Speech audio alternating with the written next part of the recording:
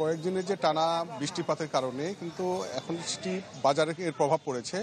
তো গত এক সপ্তাহ আগে যে সবজি এবং অন্যান্য যে জিনিসপত্রের দাম কম ছিল সেটি কিন্তু হঠাৎ করে ৩০ থেকে ৪০ টাকা পর্যন্ত বৃদ্ধি পেয়েছে। তো আজকে যদি বলি যে জয়পুরহাটে, এখানে আমি নতুন হাটে আছি, এই নতুন হাটে কিন্তু আদা এখানে বিক্রি হচ্ছে ১২০ টাকা কেজি, রসুন বিক্রি হচ্ছে ৮০ টাকা কেজি, আর পেঁয়াজ বিক্রি হচ্ছে ৯০ টাকা থেকে ১০০ টাকা কেজি দরে দেশি পেঁয়াজগুলো। আর যে পাতা পেঁয়াজ আছে সেটি বিক্রি হচ্ছে ৬০ টাকা কেজি। আর শীতের যে সবজির কথা যেটা বলি, ফুলকপি বিক্রি হচ্ছে ৫০ টাকা কেজি, বাঁধাকপি ৫০ টাকা কেজি, মূলা ২০ টাকা কেজি।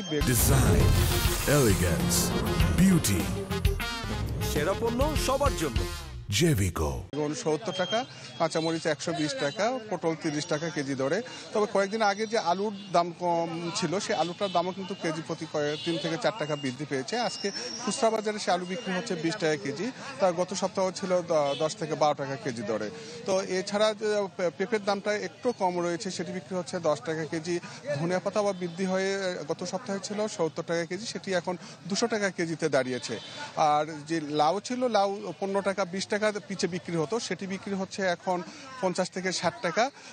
মিষ্টি কুমড়া বিক্রি হচ্ছে ৪০ থেকে ৫০ টাকা কেজি দরে।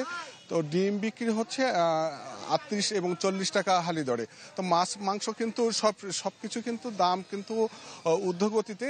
আজকে ব্রয়লার মুরগি বিক্রি হচ্ছে ১৬০ টাকা কেজি এবং সোনালী মুরগি সেটি বিক্রি হচ্ছে ২৮০ টাকা কেজি দরে। তো এই ছিল জয়পুরহাটে বাজার পরিস্থিতির সর্বশেষ খবর।